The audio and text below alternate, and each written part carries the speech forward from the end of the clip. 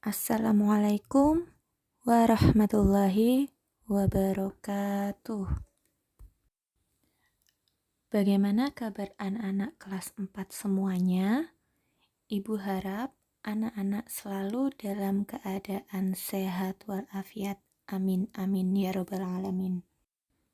Sebelum memulai pembelajaran, mari kita bersama-sama membaca basmalah. Bismillahirrahmanirrahim. Pada kesempatan kali ini, Bu Guru akan mengajak anak-anak untuk membahas tema 1 indahnya kebersamaan, subtema 1 keberagaman budaya bangsaku pada pembelajaran 3 dan juga 4. Untuk materi belajar kita pada pagi hari ini yaitu di mata pelajaran IPA tentang bunyi. Karena di 2 pertemuan sebelumnya anak-anak lebih banyak belajar tentang bahasa Indonesia.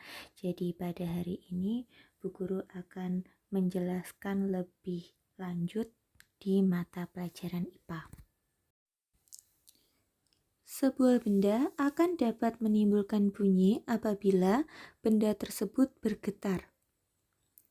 Yang dimaksud dengan bergetar adalah benda yang bergerak bolak-balik.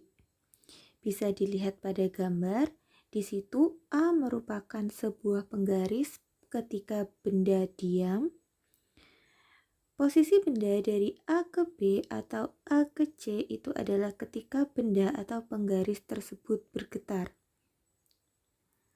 Sehingga dari gambar tersebut dapat disimpulkan bahwa penggaris bergerak bolak-balik dari A ke B atau dari A ke C dan seterusnya, maka penggaris yang diketarkan seperti pada gambar di atas akan menimbulkan sebuah bunyi. Sumber bunyi. Sumber bunyi ini merupakan semua benda yang dapat menghasilkan bunyi yang diakibatkan oleh adanya getaran. Sehingga sumber bunyi ini dapat bergetar akibat adanya pukulan, petikan, tiupan, maupun gesekan. Contohnya yaitu terdapat pada alat-alat musik, getaran pita suara di dalam kerongkongan, dan lain-lain. Bisa dilihat pada gambar, itu adalah contoh alat musik yang dapat menghasilkan bunyi. Selanjutnya, alat musik berdasarkan sumber getarannya dibedakan menjadi 5. Yang pertama ada alat musik tiup. Alat musik tiup ini sumber getarannya adalah udara. Sehingga alat-alat musik tersebut dapat menimbulkan bunyi apabila ditiup.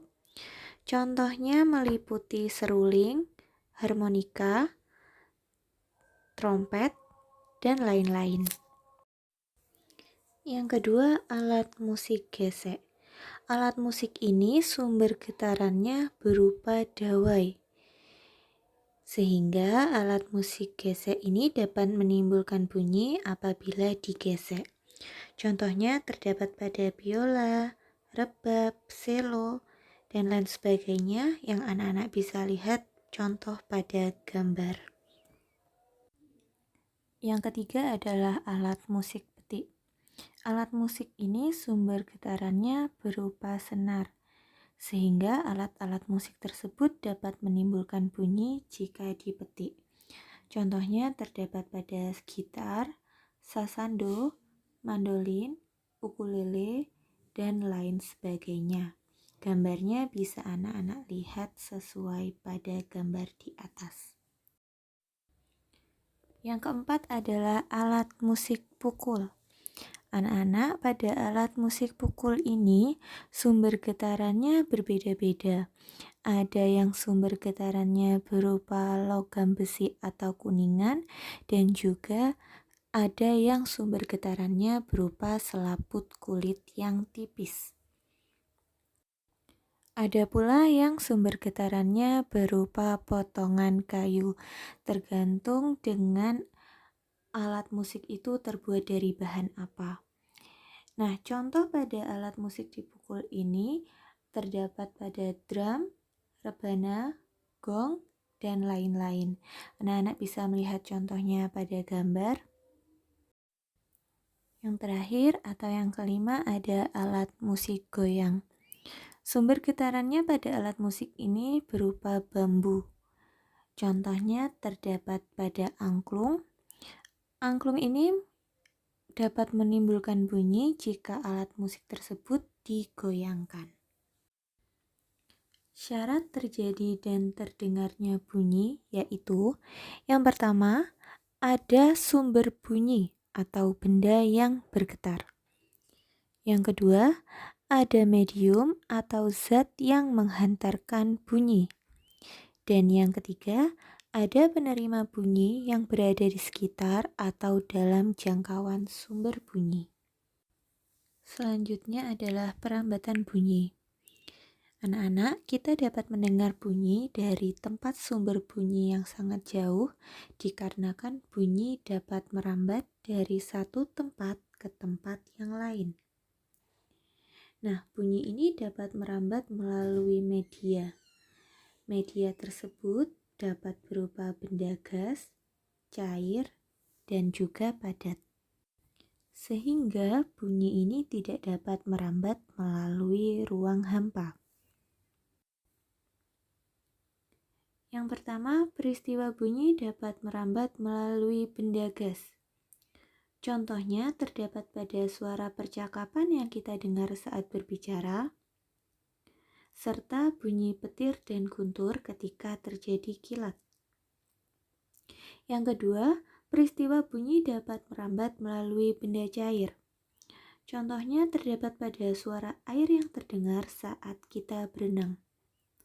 Dan yang ketiga, peristiwa bunyi dapat merambat melalui benda padat. Contohnya, suara ketukan yang merambat melalui dinding, atau juga terdapat pada bunyi yang merambat dari mainan telepon yang terbuat dari kaleng dan kawat.